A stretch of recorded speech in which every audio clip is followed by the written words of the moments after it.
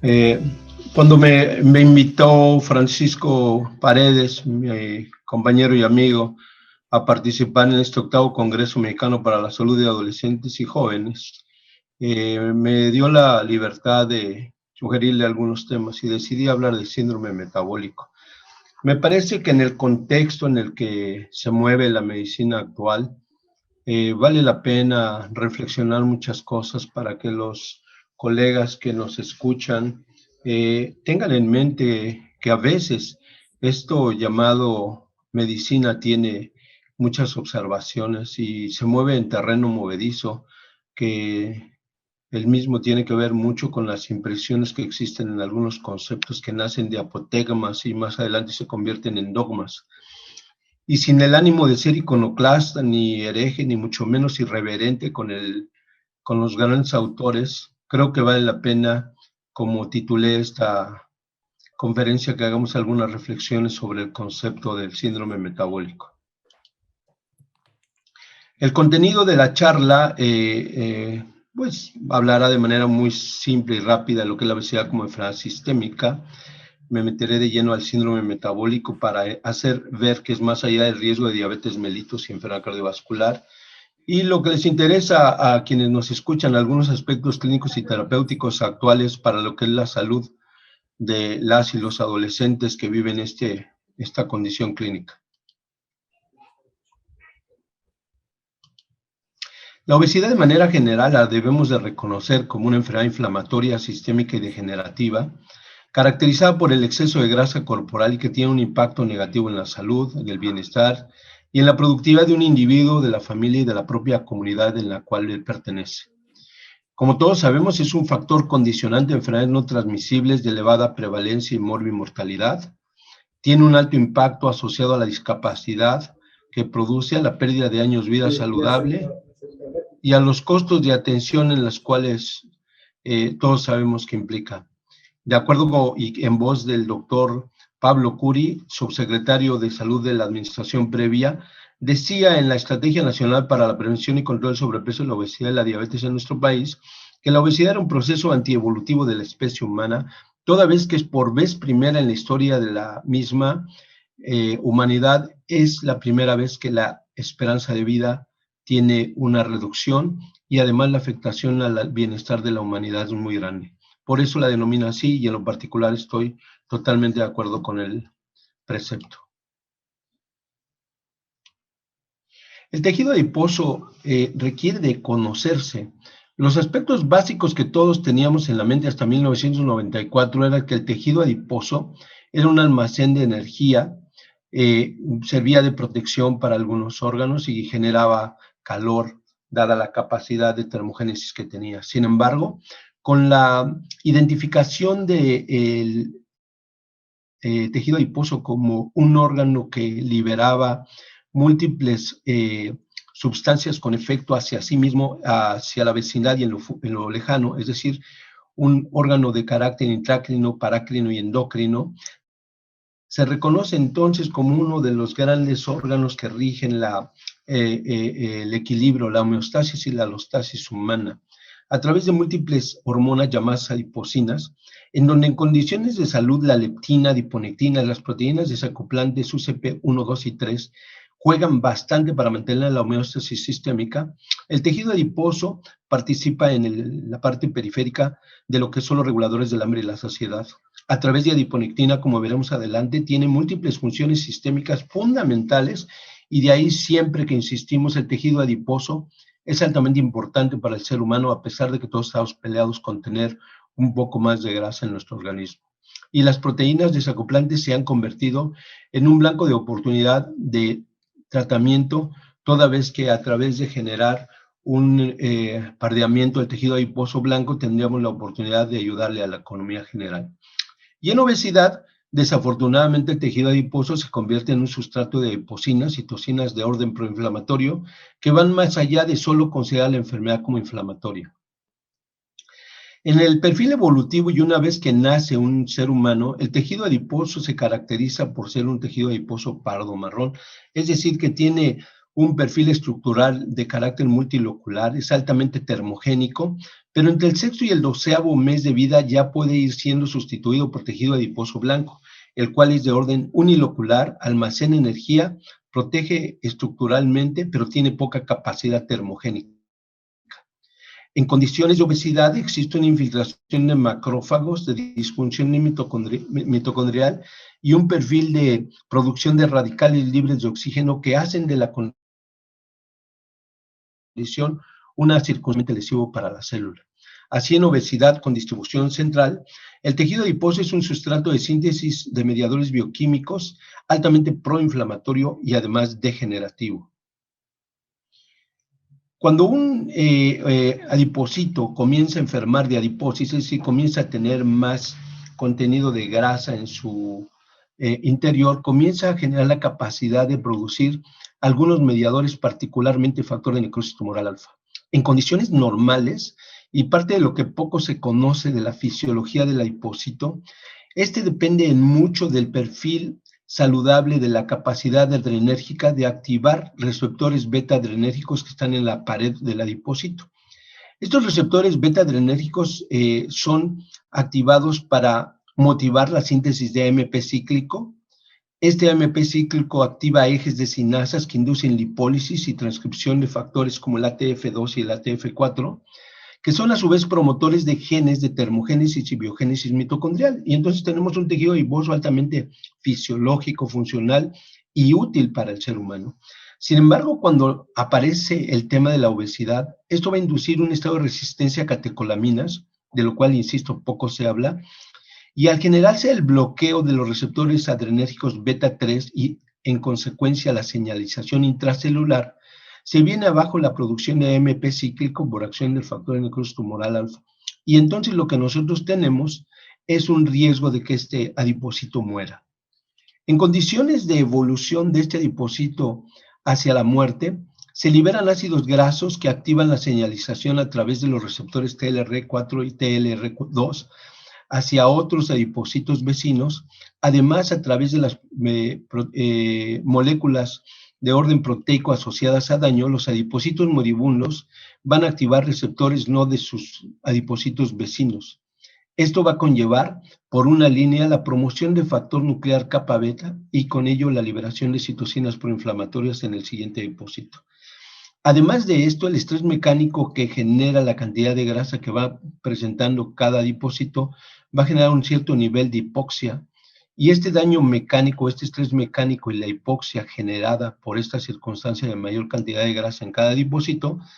va a su vez también a abonarle a lo que es la promoción y síntesis del factor nuclear kappa B, y con esto la síntesis de citocinas proinflamatorias que van a generar un círculo vicioso en cada una de las células que componen este tejido. Por otra parte, en condiciones de exceso de grasa, el adipocito deja de producir adiponectina. Y quisiera recordarles que la adiponectina tiene funciones a nivel cerebral para regular la demanda de alimento, es decir, le abona la saciedad. Por otra parte, en el páncreas tiene la capacidad de promover la supervivencia de la célula beta. En el hígado disminuye la gluconeogénesis y la glucogenólisis, pero además disminuye la lipogénesis. Por el lado del sistema inmune, la adiponectina tiene la capacidad de generar citocinas antiinflamatorias toda vez que activa células inmunes con dicha capacidad. Y en el propio tejido adiposo tiene la capacidad de regular su reproducción y el perfil metabólico conteniendo la producción de citocinas proinflamatorias. Es decir, lo peor que le puede pasar al tejido adiposo es dejar de producir adiponectina, y desafortunadamente en condiciones de obesidad esto es lo que ocurre. Así la circunstancia, nosotros tenemos que en obesidad se genera un desequilibrio sistémico que nosotros le hemos llamado una catástrofe sistémica, en la cual lo que podemos caracterizar es que el tejido adiposo en salud es una reserva energética, protección estructural, homeostasis metabólica, un perfil antiinflamatorio y un regulador vascular. Pero una vez que enferma y se infiltra de macrófagos, se producen citocinas proinflamatorias, como he dicho, el tejido adiposo entonces en obesidad vive disfunción mitocondrial, estrés oxidativo, hipoxia tisular, inflamación sistémica y necrosis.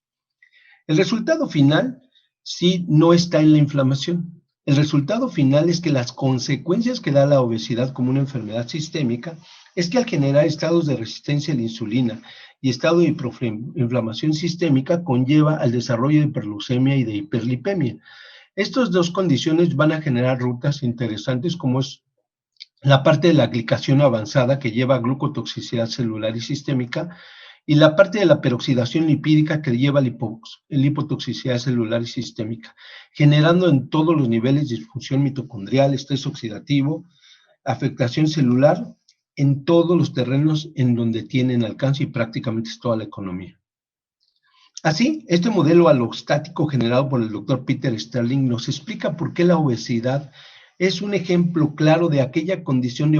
homeostasis anómala en donde la reserva alostática que preserva la estabilidad sistémica sin desequilibrio metabólico y cardiovascular va a depender, entre otras cosas, de la edad del individuo, del nivel de actividad física aún en condiciones de obesidad, si hay o no comorbilidades, si vive circunstancias que facilitan a romper el set point de homeostasis anómala, hasta que alcanza un nuevo set point en donde una vez que éste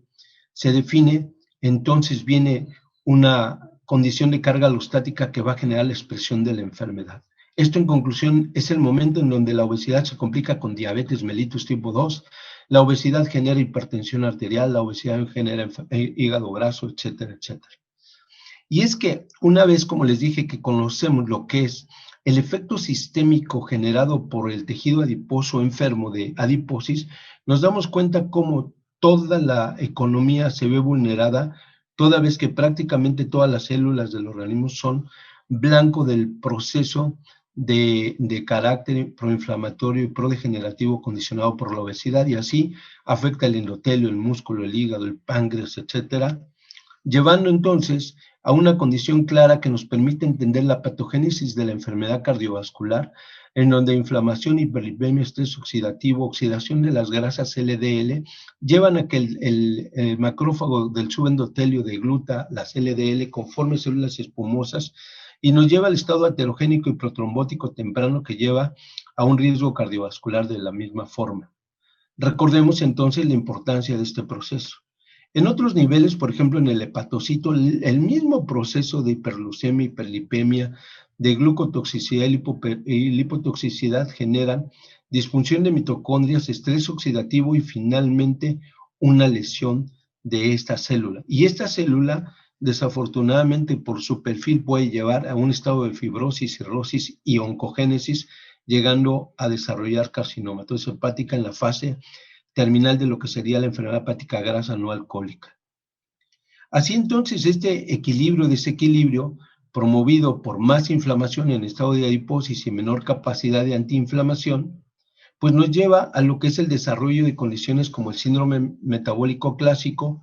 los nuevos componentes del síndrome metabólico que haré mención a continuación, los estados de dislipidemia, enfermedad hepática grasa no alcohólica, hipertensión, diabetes aterogénicas, hiperuricemia, síndrome ovario poliquístico y, por supuesto, el desarrollo de síndrome de apnea obstructiva del sueño. Es muy importante que nosotros reconozcamos lo que es el síndrome metabólico en el contexto de la obesidad y las enfermedades no transmisibles o crónico-degenerativas en la infancia y particularmente en la adolescencia. Y es importante porque de manera conceptual empezamos a entender un poco de lo que es el motivo de esta charla. Teóricamente, el síndrome metabólico es una circunstancia clínica y bioquímica que predispone y facilita el desarrollo temprano de diabetes mellitus, enfermedad cardiovascular y muerte temprana. Es una condición de alta vulnerabilidad metabólica y sistémica que es creciente en la infancia y sobre todo en la adolescencia. Y los criterios diagnósticos, desafortunadamente, para la pediatría y sobre todo para la adolescencia, son de orden heterogéneo, probablemente arbitrarios, son adoptados del comportamiento clínico en adultos y asentados en el de las niñas, niños y adolescentes. Esto irremediablemente nos lleva a la reflexión inicial. ¿Por qué debemos de considerar el concepto de síndrome metabólico bajo el perfil de un organismo adulto al de un adolescente o al de algún niño? Esto desafortunadamente fue como se dio y les voy a platicar la historia. El estado de síndrome metabólico es muy simple de entender. El estado de resistencia a la insulina generado por el tema de la obesidad central que libera citocinas proinflamatorias, particularmente el factor necrosis tumoral alfa, bloquea en lo que es la cascada de fosforilación del sustrato receptor tipo 1 de insulina y todo lo que es el eje de sinasas, particularmente la fosfatidinoinositol 3 sinasa, que tiene como función en una célula la producción de glucotransportadores, su translocación, y una vez logrado esto, los glucotransportadores tipo 4 van a aceptar a la glucosa, la introducen en la mitocondria y la metabolizan. Cuando se trata de una célula endotelial, además de generar la síntesis de glucotransportadores tipo 4 y su translocación, va a generarse también el caso del efecto de la cascada de sinasa de fosfatidinoinositol 3, la activación de la ENOS, la sintetasa de óxido nítrico endotelial, que tiene como función la síntesis de óxido nítrico y con esto la relajación vascular. En condiciones de resistencia a la insulina, la cascada de fosforilación del sustrato receptor tipo 1, que tiene como función activar la fosfatidinoinositol 3 sinasa, se ve bloqueado. Esto conlleva a que no haya glucotransportadores, por ende no hay quien meta la glucosa y lleva a la hiperglucemia, no hay síntesis de óxido nítrico y esto lleva a que no se dé la función de relajación vascular, llevando a un estado de disfunción vascular. Por otra parte y por otra línea, una vez que esto se da, se preserva una línea de otras sinasas, particularmente la proteína activada por mitógenos, que tiene la capacidad en el endotelio de producir endotelina 1A y moléculas de adhesión. De tal manera que esta disfunción de orden endotelial generado por el bloqueo de resistencia a la insulina nos lleva por un lado a la pérdida de óxido nítrico y por otro lado el exceso de endotelina 1A, generándose con todo esto y además con el efecto de las moléculas de adhesión, un estado protrombótico y platerogénico. Aquí tenemos en consecuencia lo que es el síndrome cardiometabólico. Así de simple es esto. Pero, insisto, no se queda ahí. Distingo mucho lo que va a generar después de esto, es decir, la hiperglucemia con glucotoxicidad y la hiperlipemia con lipotoxicidad, que finalmente llevan a lo que se presume genera diabetes mellitus tipo 2 y enfermedad cardiovascular. Sin embargo, veamos lo que fue la historia del síndrome metabólico en el contexto o en el escenario de los protagonistas. Desde 1923 se describe la tríada de hipertensión, hiperglucemia, hiperuricemia. Desde entonces ya se presumía que tenía un elemento protagónico el ácido úrico, pero desafortunadamente no se va dando la continuidad que se debe en el tema de lo que es el conocimiento científico. Fue en 1988 cuando el doctor Gerald Raven genera o promueve lo que es el síndrome X, que más adelante fue modificado de una manera arbitraria, pero lo peor aún, probablemente inadecuada. Veamos por qué les digo. El doctor Gerald Raven, en su discurso sobre el rol de la resistencia a la insulina en la enfermedad humana, dice, dejen platicar que esto fue motivo de haber recibido el premio Banting en 1988. Le dieron el sitio para generar su conferencia y él habló que de una forma un tanto contraria a lo que se presumía, que la diabetes mellitus en su inicio no era un problema de deficiencia de insulina, sino un estado de resistencia a la insulina en donde había exceso de esta hormona como consecuencia de un estado de resistencia de una causa indeterminada. Destaca el doctor Raven que él le llama síndrome X porque el estado de resistencia a la insulina, por la capacidad que tiene esta hormona de efectos sistémicos, debe ser considerado un síndrome X, toda vez que no se sabe cuántas cosas más podrían ser consecuencia del estado de resistencia a la insulina. Lo que sí destacaba que por cualquier ruta, el estado de resistencia a la insulina iba a favorecer enfermedad cardiovascular y muerte temprana. Y entonces él dice que las anormalidades asociadas al síndrome X que él podría destacar, como lo publica más adelante en 2001, es la intolerancia a la glucosa, alteraciones del metabolismo del ácido úrico con tendencia a subir este elemento en sangre debido a la mayor producción de ácido úrico por el hígado y por el tejido adiposo y unas alteraciones en la excreción renal de este elemento. Un estado de dislipidemia de orden heterogénico, modificaciones hemodinámicas todavía que había retención de sodio a nivel renal, una mayor sensibilidad a la actividad simpática y un incremento de la tensión arterial. Un estado procoagulante a través del efecto del inhibidor de la activación de plasminógeno tipo 1, un aumento del fibrinógeno y además alteraciones en la fisiología reproductiva que terminaban en desarrollar el síndrome ovario poliquístico. Y muchas cosas mal que él sugería que iban a ocurrir. Sin embargo, la Organización Mundial de Quedan 3 minutos, Arturo.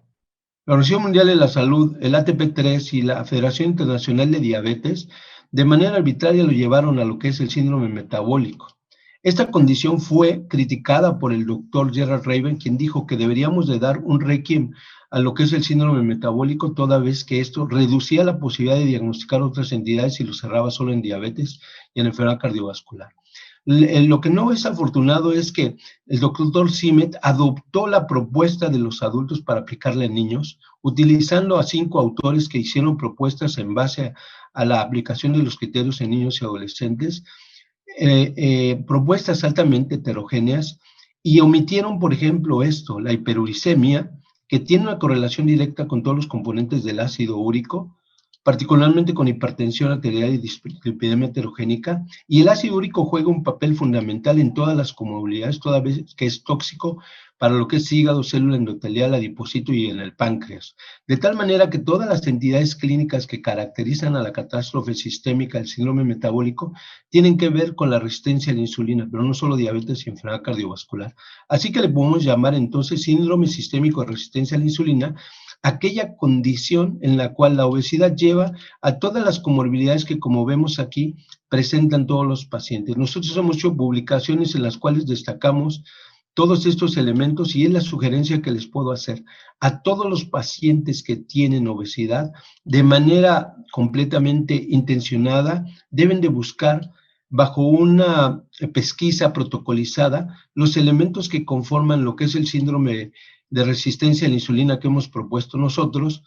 Este es el esquema que nosotros hacemos de su conocimiento para todos los que lo quieran evaluar con detalle. Aquí está la imagen y con gusto en mi correo se los puedo hacer llegar. Este es el tratamiento que damos, el estilo de vida saludable y todas las oportunidades de índole terapéutico dependiendo de la manifestación de resistencia a la insulina, en donde juega el uso de metformina, lopurinola, torvastatina, enalapril, bezafibrato y por supuesto la adyuvancia de diferentes nutrimentos que tienen efectos altamente útiles. Mensajes clave: la obesidad en la infancia y en la adolescencia representa una fase temprana de una o varias enfermedades crónico-degenerativas. Su evaluación, análisis y tratamiento requiere un enfoque de enfermedad sistémica. El síndrome metabólico como condición clínica bioquímica en la infancia es frecuente y de fácil diagnóstico, pero representa solo una parte de lo que es el síndrome sistémico de resistencia a la insulina. El tratamiento de estas condiciones clínicas es multidisciplinario, integral e integrativo, y la sinergia de terapia conductual, nutricional y farmacológica es la mejor recomendación. Aquí está mi correo, muchas gracias a todo mi equipo del Instituto Nacional de Pediatría. Les reitera a ustedes, organizadores de este gran evento, la oportunidad de disertar un poco de lo que nosotros hacemos. Muchas gracias y quedo a sus órdenes.